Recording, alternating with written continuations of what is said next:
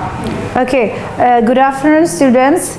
Welcome to the Binus online webinar class today. I hope you could join us this hour, about 100 minutes approximate. And currently, we are happy and very proud that we have University Putra Malaysia visitations to our campus, specifically for Binus Online. So we have Dr. Anwar here. Would you please mention your full name, because I forgot the full name. Okay, maybe you could take a look into the Mohamed. Okay, and then I have also a beautiful lady beside me, Dr. Norashidah. Please also give your full name first. So I'm Norashidah from University Putra Malaysia, and I'm in the economy area from Faculty of Economics and Management. Okay, this is only a short introduction first.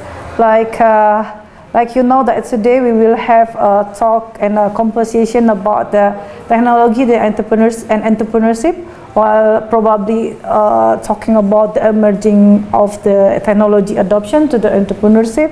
And also there is a new view, or probably a new opinion coming from the economic side about how to use or how to maximize the usage of the technology adoption into the entrepreneurship era. Probably before we step further to the next topic and also deeper, I will asking for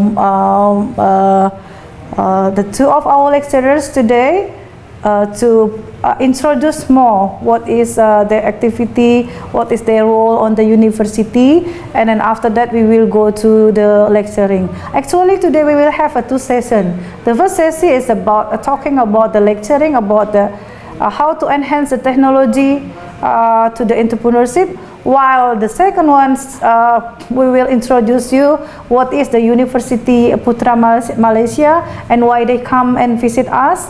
And specifically today they are coming from the postgraduate program, if I'm not mistaken. So the postgraduate program probably will could give you another opinion or a new opinion to continue your further study. So I think we will come to the first session to saving time. So before we go to the first session, I will asking Professor Anwar about what you do now, and then why you come to Binus, and etc. as well, Dr. Norashidah. Thank you very much. Okay, I'm the Senior Lecturer at Faculty of Economics and Management, the Department of Management and Marketing. I'm also the coordinator of postgraduate program, specifically on business study. So our trip to Indonesia is more inclined into expanding collaborations with universities in Indonesia, including Binus universities. We're looking into collaborations international at international level, and even Indonesia is very important for Malaysia as well, because we are neighbors. So we try to work not only into staff collaboration, and also for specifically on the students' activities, for example mobility, student exchange, and etc. Okay, thank you, Prof. Anwar. Maybe to Dr. Sida. Yeah, Assalamualaikum. Waalaikumsalam. Okay, myself also from the same faculty, which is from Faculty of Economics and Management. That's why I'm from Department of Economics.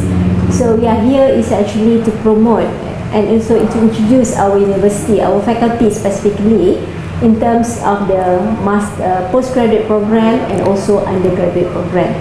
So later on, after our lecture, we will show you the slides for our faculty and also university, and then you may have if you have any question, you may ask us during the. You can yes, ask the correct, question, right? correct. Okay. Then we will try to give the answer for that. So we will go through the lecturing slides, and then after that we have a Q&A coming from this court, and then after that we will have the second session about the info session, and then the next while you are watching the info session, probably if you have a question and a question, just stated on the chat room, put on the Binus online system just like usual. Throw me a text, and then I will read the text here, and then we will ask the answer from our guest today. Okay, so we start our lecturing now. Please go to Prof. Anwar first, or okay, so Prof. Anwar first.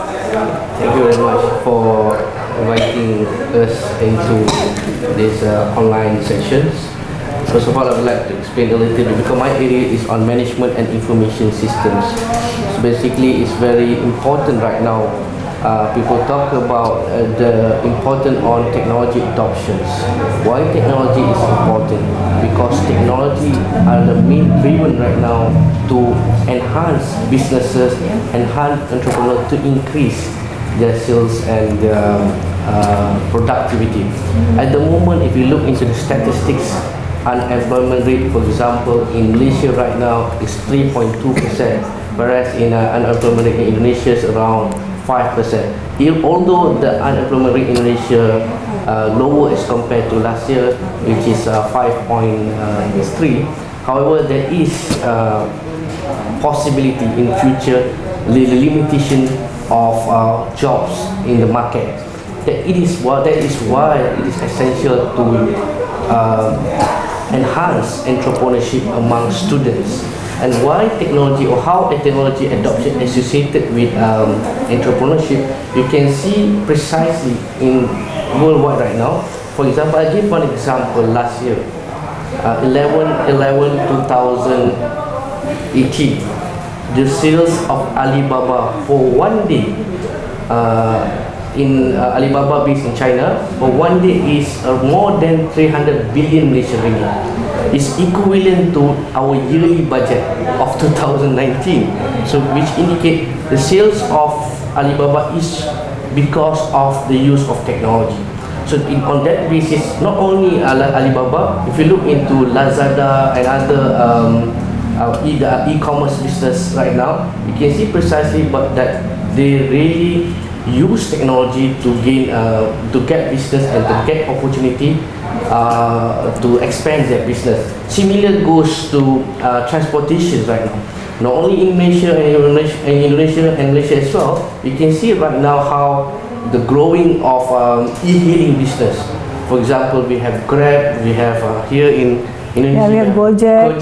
Yes. In Malaysia, we have Mula, we have Myka. We have many e-hailing businesses that really growing. On that sense, we have to look into various ways, because I'm looking technology as a tsunami. It will give opportunity to someone, it will also give disadvantage to another parties. So we look into the SWOT analysis, the strength, weaknesses, opportunity, and threat. So this is very big issue. For example, e-hailing business, it will give opportunity to Grab driver to earn income, yes, the Gojek driver to earn income. In Malaysia, for example, Mula and Myka to earn income. However, it also gives some threat to the taxi driver. Then they may have less income as compared to before the merging of e-hailing in the countries worldwide. So this is where, as a famous quote said, that if you cannot fight, join.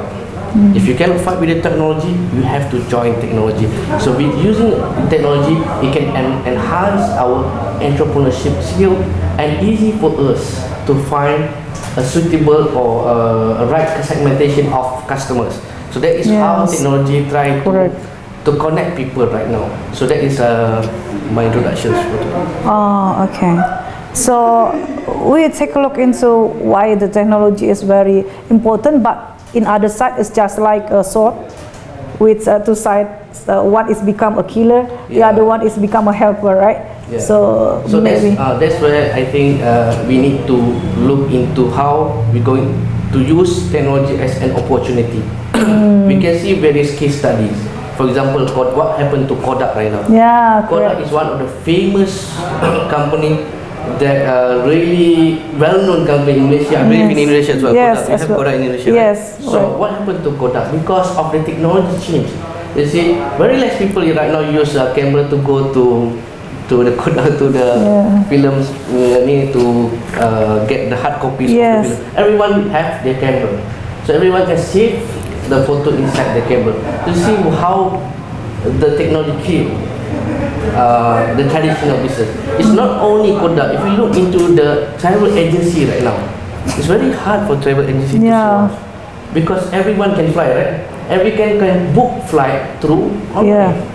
We can book just one click, one click. 24 hours during night time. Those days, maybe 10 years ago, you have to walk to the travel agency to purchase flight ticket, to make purchase hotel, some calls and combines. Right now, with a few clicks, you can able to get the service. Similar goes to e-hailing. With few clicks, someone is waiting for you outside.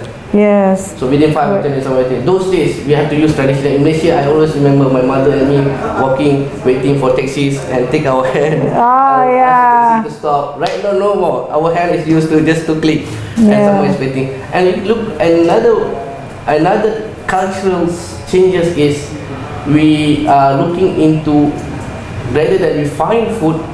Looking for what have to go to the food store to buy, then we have just order online. And the food will come to us. For example, in Malaysia we have Food Panda, we have Grab Food.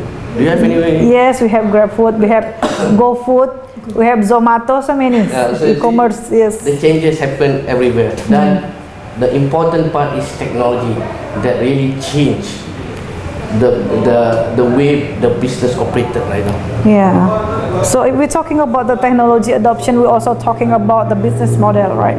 So the business model actually also need something to support. The business model is only a structure, but because of the design, it should be supported by the technology trend. So it's very important here for the technology adoption in the entrepreneurship role. So based on the Christians, one of the most famous, if not the most famous, a model that being used worldwide is technology acceptance model, being introduced by Davis 1989. One of the very famous model and adoption study. If studying adoption, the model, and it is easy to understand. When I did my PhD, I have spent around 1 year to read various theories on adoption studies. But actually, I prefer to use time on just the model because it's easy to understand. So what Davis said 30 years ago is very much applicable. It's very much applicable to current situation. Davis said that there are many determinant factors contributing to why people accept or reject technology. Many factors. But some of the most important factors, two of the most important factors why people adopting or rejecting technology is because number one is they perceive it as easy to use. When you find something easy to use, you will go for it. For example, WhatsApp. WhatsApp is easy to use. That is why WhatsApp being used by a lot of people, because it's easy to use. But the technology does not necessarily the easy to use does not translate to everyone. For example, my father. I brought a smartphone to my father, and my father says it's very hard to use WhatsApp to press because he did not perceive it as easy to use. So it's basically the theory says that if you want to expand the technology, make sure the technology is easy to use. That is the reason why people use technology to become easier. Things become easier. That's why you see Grab and this e-hailing business, online business, they make things easier. When you make things easier, people will come to you. And second important factors contributing to the technology adoption is they perceive it as usefulness. You only use the technology if you think it is useful to use. For example, we have smartphone, we downloaded something that is useful to us. We only use that when you think it is usefulness. So these are two factors, the models that show precisely that any kind of technology that going to be implemented or improved in future need to take consideration on these two determinant factors. Perceive easy of use and perceive ease of use and perceive of usefulness. Yeah, because I heard also that when we're talking about the business model, actually because of the enhancements of the technology adoption, that's why we have a business model canvas, we have business model, lean business model, and so many things. So very interesting, yeah. So Because technology could kill you, but also could help you. As I always say that technology is a tsunami actually. Yeah. But people did not realize. Yes. See, a lot of companies they've been struggling because of the tsunami of technology. Nokia, for example.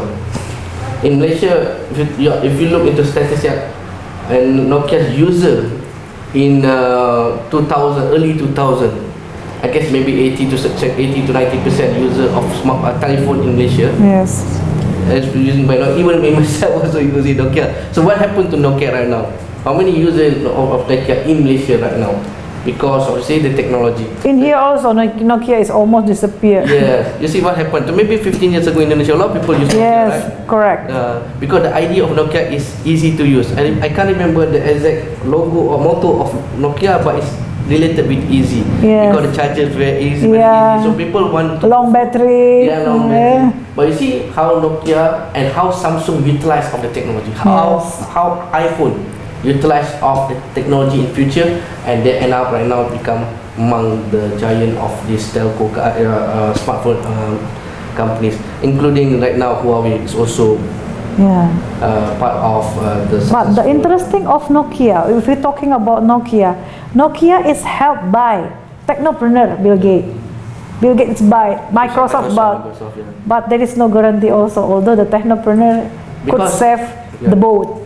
That's why technology sector is very important, because people look Android as easy to use and usefulness. So people do not look the Microsoft, because Nokia previously used the Microsoft software. So they do not see it's not necessarily it's easy to use. Perceive, they do not see it's easy to use. When they do not see it's easy to use, they found it, they will not use it.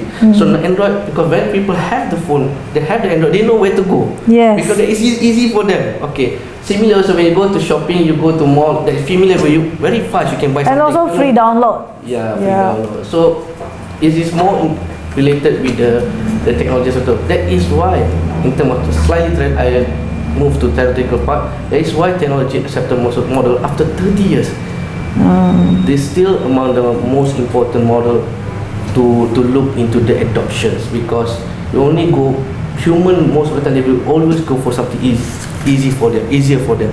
That's how the business is. And then the Nokia unable to move to that direction, and but still it can change, the game changer. Still we do not know, because we don't know the future. What happen in future. Yeah, what happen but in they can future. come out as long as they try to see what happened. And then the second thing is not only technology. When you look into technology, you need to project what happen in future as well. You need to project what will happen. Then it's in line with.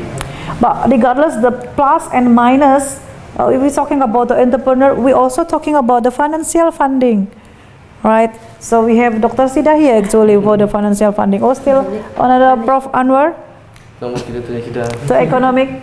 Yeah, because although we have the technology, because technology adoption is always need big funding, right? Yes. Big capital. So how probably you have tips or trick or words for how to manage or to support this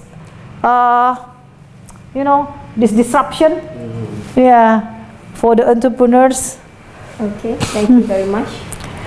Okay, in terms of financial, actually my discussion or my lecture today is more on the entrepreneurship and economics. Oh, okay. Because I'm from the economic faculty, and my background is economic, but again, technology is very important. It's not only important for entrepreneur, but technology is one of the important determinants for economic growth. Oh, I see. Okay, not only for Malaysia, Indonesia, or anywhere in the world. So we have a model, what we call it as solo model. So technology is one important determinant for the economic growth, and you can see that Indonesia, the economic growth is rapidly increasing for the past 15 years actually. But don't forget, also increasing number of population. So Indonesia have about 250 million of population. It is the 4th largest population in the world. And every year about 2 million number of employment, number of ready people, labor force enter to the market.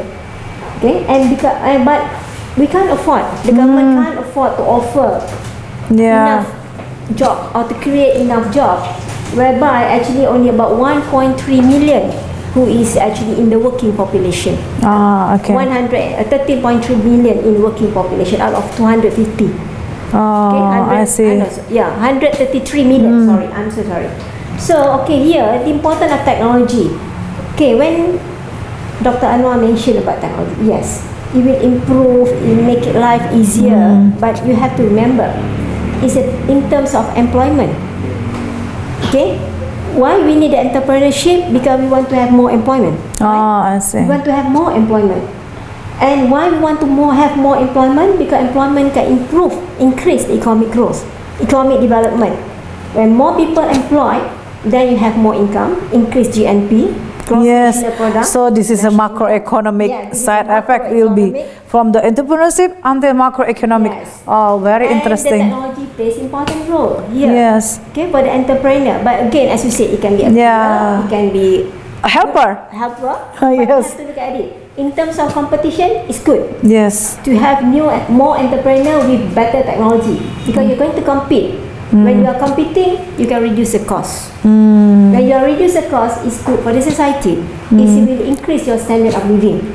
In terms of in that way, you are looking at it in the role of technology. For the entrepreneur. Yes. And also for the entrepreneur, you are creating job, you are creating new product, become innovative. You can increase the domestic product, you can increase the domestic trade, and you can increase also international trade. So those are, you can see that why entrepreneur's role is important in economic growth. So in terms of financial, definitely you have to compete for the financial. Yes, right. So you must have a strong idea on how to survive or how should I say sustain. Yes, to sustain your business. Yes, correct. In the future. Because it's not only helping yourself, but there is a spillover effect. It's like your domino effect. Yes, spillover effect. Yes. And it also can help other industries to develop. For example, you are looking at the spillover effect, the linkage, the infrastructure, because of the the transfer of the technology, and government also get more revenue. In Malaysia, we're going to introduce digital tax. So everything online. Now it's free. Yes.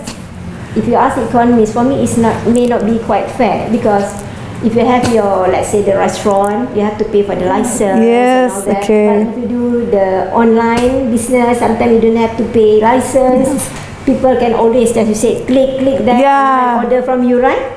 So what happened to those who have a fixed business? So government is thinking about digital tax. So it will be fair. For example, like Grab in Malaysia is a competitor to our taxi driver. So now Grab in Malaysia, they have to get the license. Before this, no. I mean, a license for driving. For driving. I mean, to take the passengers. Okay. Right. So we have to look at those two, because it can be good. Because new technology, Grab will be better in terms of easy to get Grab, just call, right? But the taxi also, and now they are going to that. But at the same time, to be fair, Grab also have to pay license and all that. So there are two things about it. Role of entrepreneur is very important in current situation because of employability. And the role of technology for the entrepreneur is also important, and it's also important to increase the economic growth for the country. Otherwise, if the economic growth, we're talking about macroeconomic now. Wow, this is very interesting from the entrepreneurship, from the technology adoption, and the effect to our country. The same goes with Indonesia. We are chasing by the digital taxes also. This month is a very trending issue about that. Also happen in our neighbors also, right? Because I think I heard it's United Nations also pushing that about the digital charge. Yes, this month is the big issue for the digital taxes. Going to impose digital yes, correct. So we need also thinking if you want to do this, let's say startup, the IT startup. So not only about you need to funding, but also you need to talking now adding up for tax matters. Okay. So for the capital will be more Yeah, it will increase in capital. Because there are many roles of entrepreneur besides creating the employment. Yes. Creating the trade development for export and Yes. for exporting more goods and definitely contribute to the revenue to the government. Yes. Contribute to the income GDP. to the government. Yes. GDP to the government. Yes. The capital to the government also. So actually, it's a right time now because government cannot create jobs Yeah. to fulfill everybody. So it's time now for us to actually enhance the entrepreneurship and start to develop the entrepreneurship because it can create other jobs. It can help other people to be employed. Okay. Yeah, because it's like a cycle, right? Yes. When the country given you a place to working on, and then also you need to pay back because otherwise, if the country is going bankrupt, there is no need to do anything. Yeah. Although is it the entrepreneurs, right? Yeah, but the digital tax has to be fair. Then Yeah. has to be studied how much you want to impose that because we don't want to hurt young entrepreneurs. They just okay. want to start. So it has to be fair. That's why it takes time for Indonesia and Malaysia also. Yeah, for the to know digital. how much Yes. is the rate. And The rate how for the actually digital to taxes. tax the Yeah, because the numbers are very huge. Yeah. Well, in the past, probably, let's say, I'm also in the entrepreneurs. If I'm selling something, let's say in 1 month, I could know the fixed number. Let's say 8 hours, I could sell 1 hour only 1 pieces, and then I could account that my onset or my income is only 8 pieces because of the hourly. But now, because of it's 1 click, so in 1 second, Yeah. 1 second is about 3600 second, right? Yeah. In a day, 24 hours. So means if at 1 second I sell something and then 3600 pieces I could Can. sell something. But also it's a good opportunity for country to do the because the transaction also, right? Yeah. The transaction should be secure. Yes. It should be So I think is it any adding up, or I will wrap up and then you will adding up something. So or maybe we can have any questions. yeah, Right? I think. no, I think we will go to the after this. I will class. Let's say like this. Like I said to you previously that we will have a lecturing, and then after that we have a question and answer. But I think we already do the question and answer, and. While we're talking about the entrepreneur, we're talking about the macroeconomic, and also we're talking about the global conditions. Yeah, it's something like that very normal deliver in University Putra Malaysia. Yeah, that's why we brought up them here to introduce what is the program, the best faculty, or probably anything that will be offered in University Malaysia. So that is a good another option if you want to choose to further study maybe. So we could continue to discuss what happened to the world, right? About the entrepreneur, about the technology adoption, about the macroeconomic, and etc. Okay, so we come to the second session. We have a video, Prof. Video or slides? Yeah, we have video. We have a video first and slide. So we start for the video while you are watching, and also go through the slides. Please also prepare if you have a question, and then we try to answer, and also real time also right now. So this is the video coming from, so you know a bit about the University Putra Malaysia and why they're visiting here, talking about the entrepreneur, talking about the economic, talking about the technology adoption, and etc. Okay, start now.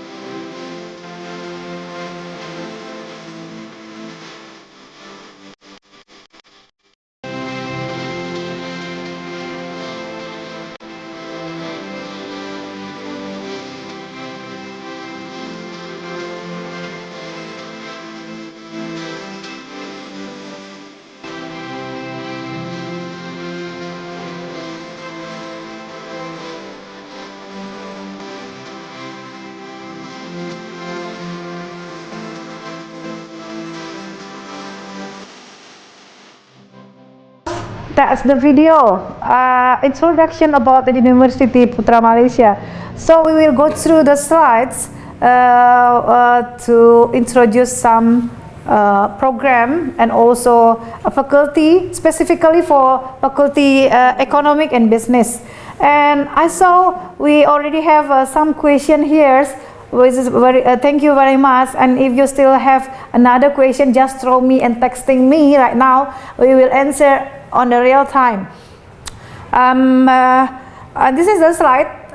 Who will explain about the slide? Dr. Sida. Okay. So we start now. So this is the front page of the University Putra Malaysia. Dr. Sida will explain more about this. You will use the pointer or okay. This one is going down. Yeah, using this one. Yeah.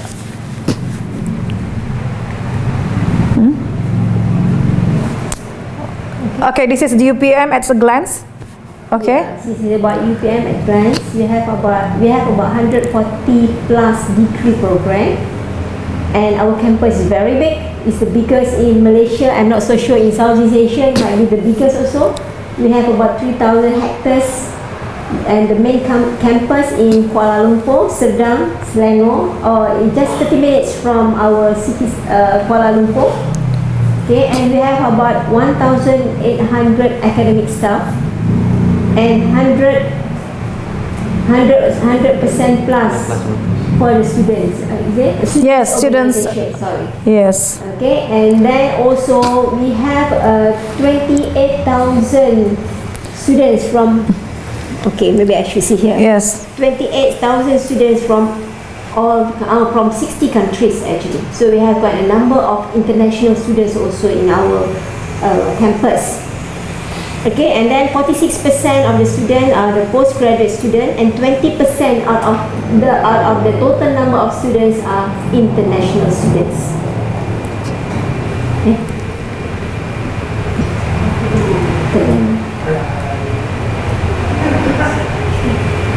Okay, so here the faculties. We have 16 faculties in UPM. Then and also we have one school, what we call it as School of Graduate Studies. Okay, and also 11 institutions in UPM. And we are so proud to share with you, currently we are, in terms of the ranking, and the QS ranking, we are at number 159. And this is a huge jump from last year, which is at 202 for the ranking. And in Malaysia, we are the second highest ranking in Malaysia. Okay, so here is our ranking. So you can see that we are the 34. Okay, sorry, the 13, right? The one for the yes, correct. Yeah, the 13. Yes. Okay, so this is the ranking. So, and also this is in terms of the subjects ranking. And for the accreditation, especially for Faculty of Economics and Management, we are the first faculty and the first university in Malaysia who is actually accredited with AACSB, which is the American accreditation. Sorry, Dr. Sida, maybe we could enhance more why ASCSB is very important for the economic and business management. This one is the highest accreditation for the economic, right? So recognition. Yeah, it's the highest recognition for our business and management. Yeah. So also, which means that if we are only 10%, I think, from the university. University population in this world. This world is actually who already accredited with ASCSB. So we are lucky to have that. The first one. And we are the first. Yeah, the first university in Malaysia. We also get the re-accreditation recently, and now we are applying for Economies, which is European accreditation. Okay. Okay. So this is our international collaborative program with few universities. Okay. So this is for our faculty economics. This is number of student enrollments. Then this is our undergraduate programs. So we have 3 programs actually here. We have Bachelor of Business Administration, Bachelor of Economics, and Bachelor of Accounting. And we also have what we call as Executive Program, same program, but we offer it at night. So just that some of the students, they may want to have it at night because they are working during daytime. But the requirement, the certificate all from UPM, same, everything is the same in terms of the requirement and also the process of getting the degree. And your question coming in. Maybe you are very interested in our graduate program. Okay, we have Master of Economics, which is coursework program. So these 2 programs, Master of Economics, Master of Entrepreneurship, and Master of Finance. Okay, for Master of Economics, you can do it within 3 semesters. It's a coursework with a short project paper, and you can finish it within 1.5 years.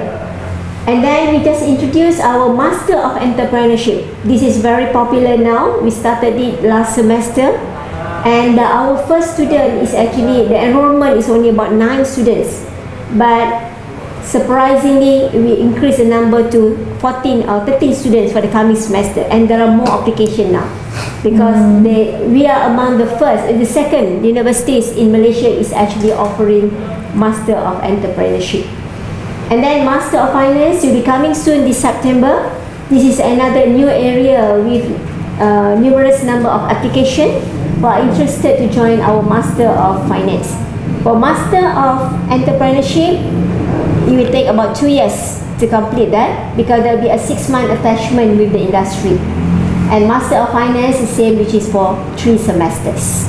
And then we have Master of Science. Master of Science is a research-based program, which means that you take less course, which is only 6 credit hours or 2 courses for Master Science, and you can complete it within 2 years.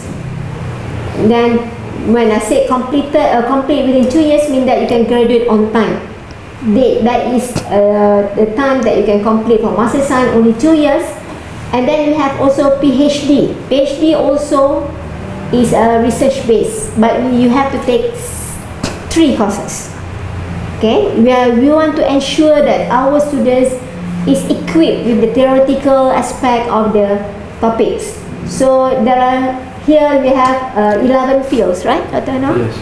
11 fields of studies for PhD and also for Master Science. So for entrepreneurship, even though it's not specifically in entrepreneur, but it will be under the management. So you can have your master in entrepreneurship and then pursue your PhD in management. Okay, so this is number of our international students. Okay, and then we have from various countries. And one thing I should mention here, 90% of our lecturers are actually having PhD, are PhD holder. So you don't have to worry about supervision. We have all the expertise in all the 11 fields that we are offering, because we have more than about 90% of our lecturers with PhD holders, and also we have professor and also associate professor. Okay, so these are the list of universities that we collaborate in terms now. We have inbound student, outbound student, and the other thing is that our summer program. This is another attractive program for those who are actually wants to explore the faculty or university, want to get to know about the university before they want to join us. You can join our summer program, which is only about 2 weeks. Okay, within that program there are a few activities. I'm sure that it will be very interesting. You will love it. Not only that, you learn about the faculty, you learn about the university, and also you learn about the areas around Kuala Lumpur. That's why they call it Kuala Lumpur Summer Program. And the fees is depends on we will charge the fees according to the demand, according to specific requirement from the universities. So normally it's about $500. So we will cover the transportation, meals, the Accommodation. and all the places that are going to bring you except the flight. Then you just have to pay for the flight. Okay, so again, for the graduate output, so you can see here, as I mentioned here, for the Master Science, you can finish it within 2 years. For PhD, you can finish it within 3 years. You can save your cost. And as for now, we have about 71% graduate on time. Because normally, Master Science, you can have it for 3 years, 4 years, but why should we spend more money if you can do it within 2 years? Same thing with PhD. Okay, you can finish it within 3 years. Facts have proved that 71% of the students can do it within the 2 years or 3 years, which is graduate on time, and we get a certificate for that. Okay, and this is the AACSB certification. That's now. So again, I think in Indonesia there is one university. Yeah. Who's actually Already get this accredited. Only one. Only one university, and in Malaysia there are 5 universities. But yes, we are correct. number 1, the first one who has been accredited with AACSB. Yeah, and re-accredited. Yeah, that's why only 10% of the university populations got the certification. Yes, it's not easy actually. Very proud. But you can see that when you have that ASSB, wherever you go in the world, then they will recognize you with that certificate. Okay, and then this is the Beta Gamma Sigma. There's many benefits from that, which you can read it later. And then now we are looking forward for EQUIS. EQUIS is another accreditation by European. Okay, if ASSB by American, this is by European. And we are almost, I think, 75%. So for the graduate is more wide. Yes. Networking will be from the Asia, from the America, also from the European. Yes. Oh. And again, we are targeting that we will also be the first university in Malaysia to get the certification. So we get both. Okay. Okay. Especially for the business and management student, I think it's very important for you to have these 2 accreditation. Okay, so this is just a few of our international visitors. We receive international visitors from different countries, especially Indonesia. Okay. Also from other countries here, so we can go through. We can have a look at from here. Okay. So not only the lecturers but the students, visitors from lecturers and students. Okay, these are all our international visitors.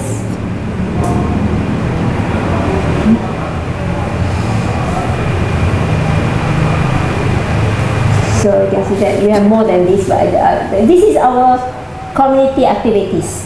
We are not only actually focused on academic, but community also important.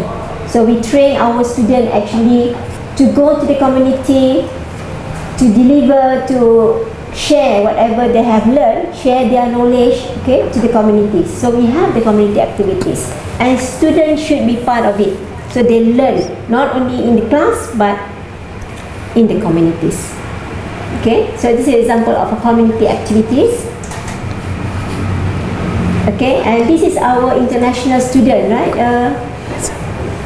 This is from Indonesia. This is the one from Indonesia. Oh, this is from Indonesia. I forgot his name. Oh, mati. Okay, international. He got the apa? What did he get? Dr. Anwar, I forgot.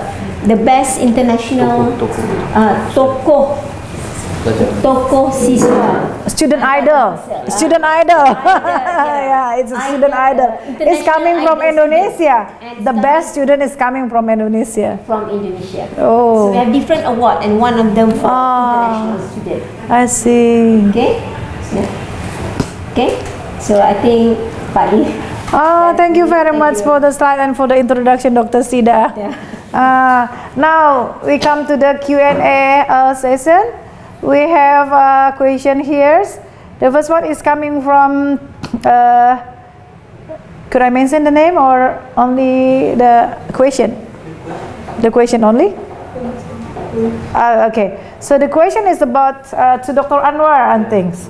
Nowadays, there are many businesses that we can make, and we know we can also use social media to promote. Could you please explain how the effective ways to combine the social media with the business and the economy so that we can get a profits? Thank you. This is Dr. Anwar and also Dr. Sida. Okay, how technology can help in terms of business. So looking into technology, throughout the emerging of technology for the past 20 years, we can precisely clear that technology can decrease the price of any product. For example, 20 years ago, I still remember when I was 20 years ago, I purchased Nokia phone. The cost of Nokia phone at that time around 3 to 10, okay, around 2,000 ringgit. 2,000 ringgit equals to 6 million rupiah. 6 million rupiah. And the function call, SMS, and playing like snake game, right? So yeah. without any camera actually. But you see precisely this is today you can find 300 ringgit, which is around 1 million. Yes, 1 million. With all kinds of function. So how does the technology decrease the price of the product? Then the way of utilizing technology is try to find the free technology. For example, people use Facebook because it's a free promotion of free place for them to put their advertisement actually. Those days, if you talk about advertisement, agencies pay a lot of money for advertisement. But right now, you see how technology give or allow people to advertise with very minimum cost. Sometimes it's free of charge. For example, in Malaysia, we have one website called mudah.com. It's free of charge. And I still remember last year I sell my account. I received around 300 ringgit. So when I advertised through mudah.com, it took only 5 minutes for someone to call me. Okay, I want this account. But I told my wife maybe 10 years ago. Mudah.com is just like OLX. Similar. Second hand 10, 20 years market. 10 years ago, if I have the same account, how could I advertise the account? Because you have to pay and not sure whether it can connect with people. So what will happen? We put the account inside the store. We will not get anything. But right now with the technology, we still can get benefit from them. The first one, my suggestion is try to utilize the free advertisement because less cost. So then, and sometimes you do not have any cost. And the second one is how to move from traditional business to technology business. When I did research, I went to many electronic shops in Malaysia, particularly in my place in Nilai, Negeri Sembilan. Nilai is very near to Malaysian KLIA, Malaysia Kuala Lumpur International Airport, around 25 minutes. I went to the shop that sell televisions, aircon, etc., electronic things. Then I asked, and then I see many of their shop is empty, no customers. But when I asked them, actually they are wrapping at the back. So the idea is putting the product as a display, but actually they also play the technology. So they try to utilize the technology, and they have like anyone that want to come, still have want to come to buy, purchase product, traditional business, they can still use it. But the younger generation, many of them use technology. So this is how we mix between technology and how we connect people to buy the product. Okay. I think I could adding up something. Class, if you want to enhance your business using a social media, I think you need also to try to figure out and analyze what is your target market actually. Let's say an example, you want to make a profits using the social media. If your target market is middle age to up, and then probably you will go to Facebook. But if you want to go to the teenage or for the, let's say for the active generation, for the millennial, and then probably you will use Instagram or Snapchat. So it depends on your target market, and also depends on your product characteristic. In a business, there is no certain or fixed formula. Business is not like a science with a fixed or exact knowledge or exact regulation or rule or number. So if we're talking 1 + 1 and equivalent with 2, that's exact science. But if you're talking about business, so many variables will involve in it. So if we're talking about the social media, how to enhance and how to find the effective ways, the theory currently, I could only say that please be careful to choose the social media, which is should be based on your target market. But I don't know on the next, because of the technology disruption. They keep on changing. Yes, keep changing. In a business, if we're talking 1 + 1, it could be millions, it could be trillion, billion to zillion, or could be zero. Or probably also could be minus because you are in debt, right? So talking about that, maybe we will talk about how to maintain your cash flow, because if you're wise on use the cash flow, because if you're talking about the social media, also about the marketing costs. Yeah, so the effective way, like Dr. Anwar said, minimize the cost. The technology adoptions also talking about the cost. Okay, so but once again, it's about the target. Or maybe Dr. Yeah, profit. Everybody wants to make profit. Yes, correct. To make profit, you have to minimize the cost. You have to be efficient. Yeah. And you have to be competitive and also innovative. Your product might be the same. Yeah. How you want to attract the demand. And the uniqueness is important. your uniqueness is important there. And also the basic rule, you try to be efficient and try at the same time from the efficiency you can minimize the cost, then you can get the profit. Okay. I'm floating by so many questions right now, so I will divide the question for about the entrepreneurs and economic matters issue, and then after that we go to the info session question, because this is the question is about 2 matters.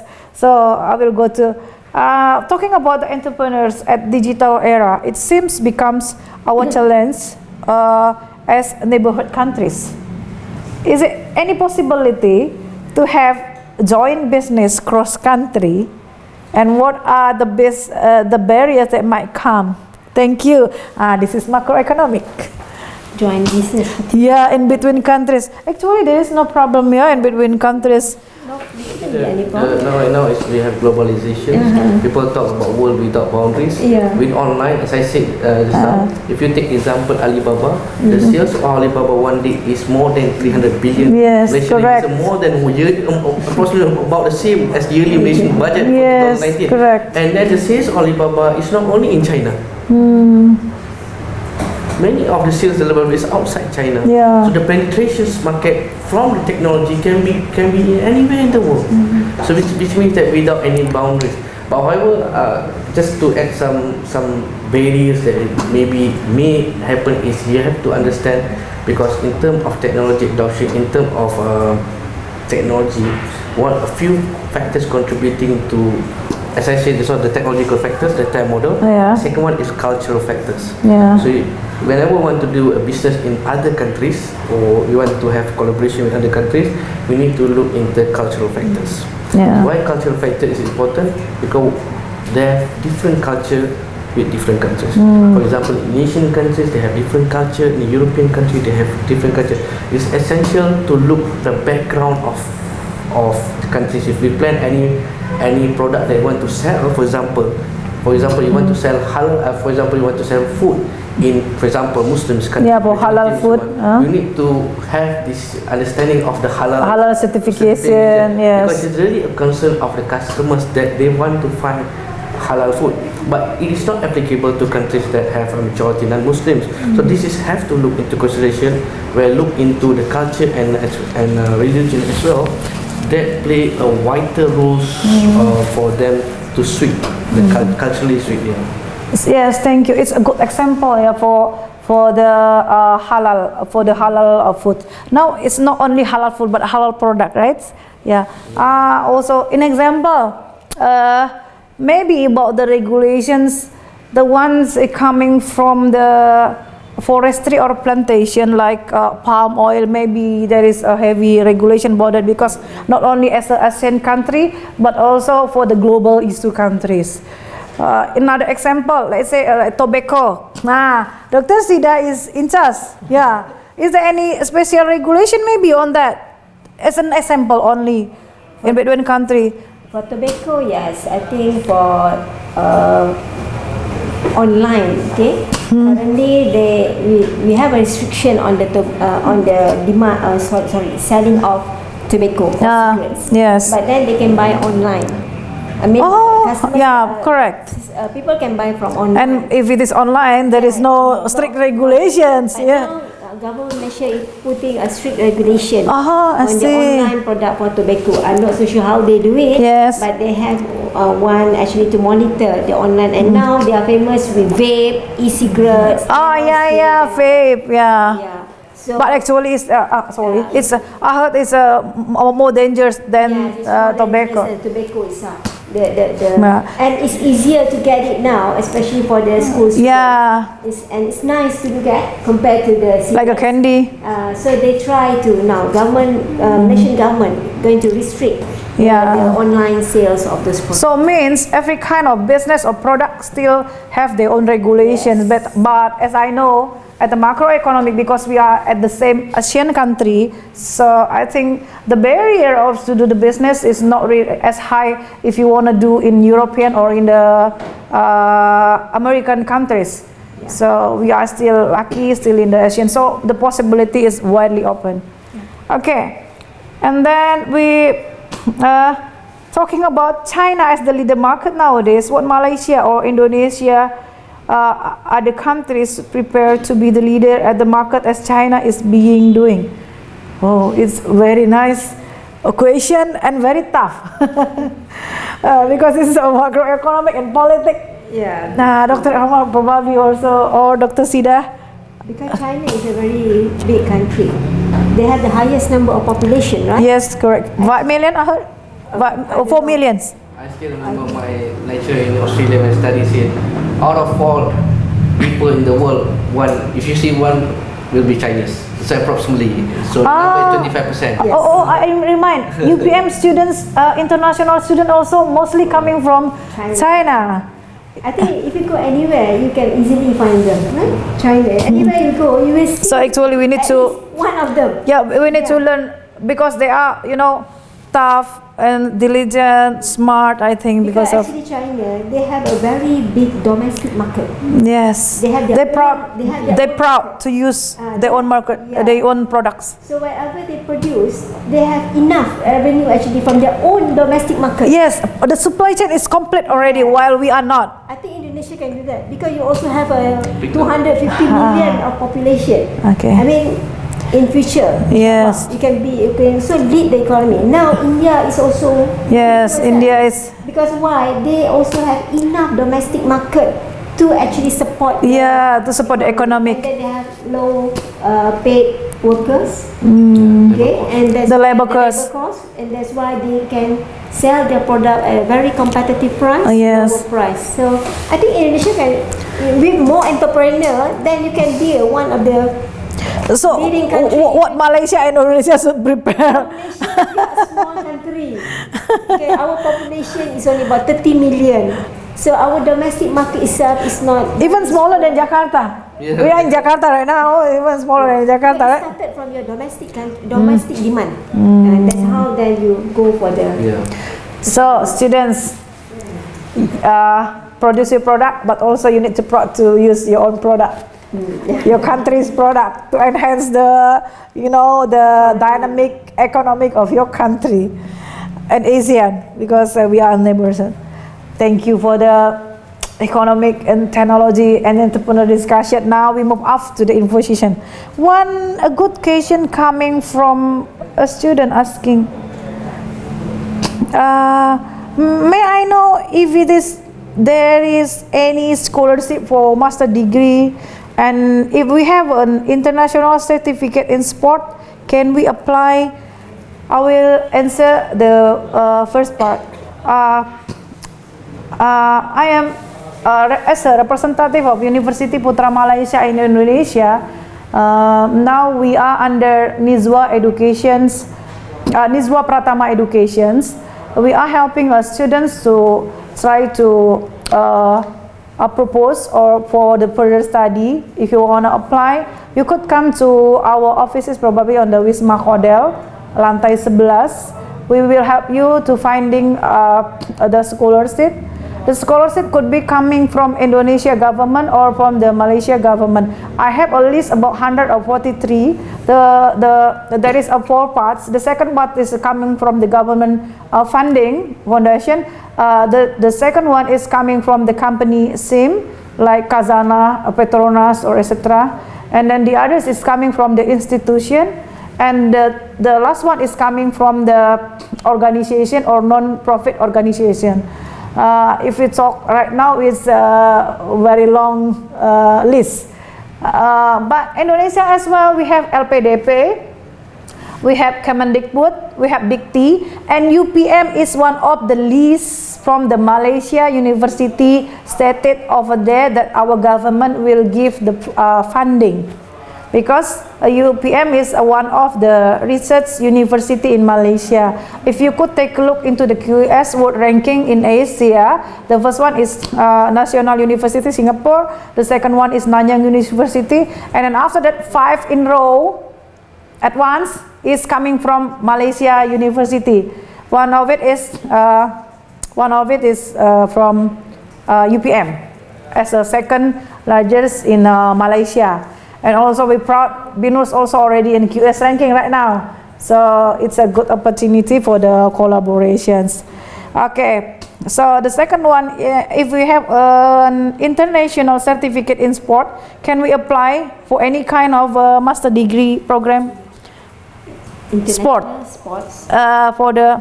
He's already finished for the sport. Yeah, we also have, it may not be from our faculty, but it depends on what types of proposal, what types of topic that they want to do, right? And the requirement is still the same. We look at it. So he must have the transcript from the degree program, even though with the sports certification, right? So it depends on what types of program that they want to enroll. So is it for sports education, will be under Faculty of Education. Even management, something to do management, will be under our faculty. So it depends on the proposal from them. Okay, at first probably we skip just now we're talking about how to the general requirement. The general requirement is your IELTS should be 6 band. Your score should be 6. That's the IELTS. And the second one, because of master degree and PhD degree should be research based, so you need to write your draft proposal and then give us the proposal and asking the approval for that. So only 2 requirements for Indonesian students. And after that, if we're talking about the international certificate in sport, actually like Dr. Sida said, it could come to any kind of program. But if we could suggest to you, I think the first one is going to the education program, or the second one into the business administration with the interest for the sport. Sports management. Yeah, sport management. Because I heard on the business administration there is a interest subject for sport entertainment, right? Sport entertainment is the industrial or supply chains, if I'm not mistaken. I think it's 4 on the last semester. On the last semester there is 4 interests to choose. So I think business administration also you could try to enroll. The others, I think we should close the question first, because otherwise, yeah. And probably I could write up any. I could not say last word, yeah, because maybe adding up information from Dr. Amro first, and then to Dr. Sida. Okay, thank you, Binus, for giving us an opportunity to share our program. Apart from we just sharing the knowledge. So I guess everyone have some knowledge. We just share and to understand more on the issues, particularly in the context of technology, how technology can enhance entrepreneurship, and especially the education as well. But UPM as well right now also looking to increase the usage of technology for teaching and research, because we aware the importance of technologies. So that's very interesting that want to become an entrepreneur, you have to be masters in technology. I look into the future CEO will be not only someone that have the skills to become a good leader, but a future leader or CEO is someone who have skills and knowledge or use technology in work. Technology savvy, of course. For sure, the future leader. Dr. Sida? Okay.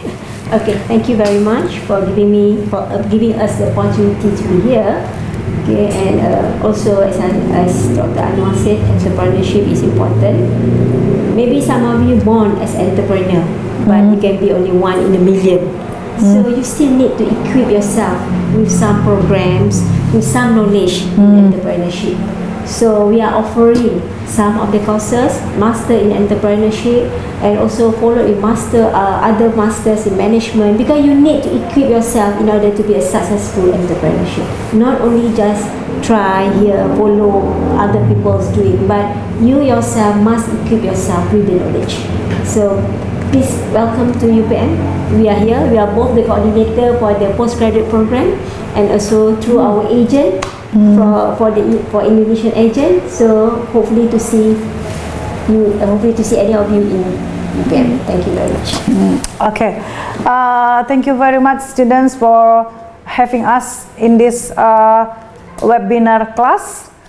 Thank you very much for Binus University to allow us and give us time, and also fully equipment, fully support from the international and global department, from, of course, Binus Online, Day Cafe, right? Day Cafe and multimedia. So it's a Day Cafe equipment. Thank you very much for this session.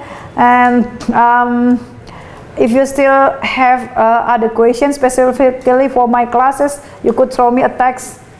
Anything about how to enhance about the technology adoption, and we're talking about the proper business model. We're talking about how is the best marketing strategy, how to enhance your social media, maybe, because I saw some question is talking about how to do the efficiency of the social media to make a maximum profit. And once again, thank you very much for University Putra Malaysia who coming here today. So I know a bit about University Putra Malaysia, and of course I wish you good luck and success for our future, for our university, Binus, and also for University Putra Malaysia. Thank you. Thank you. Good afternoon, everyone. Bye bye. Thank you.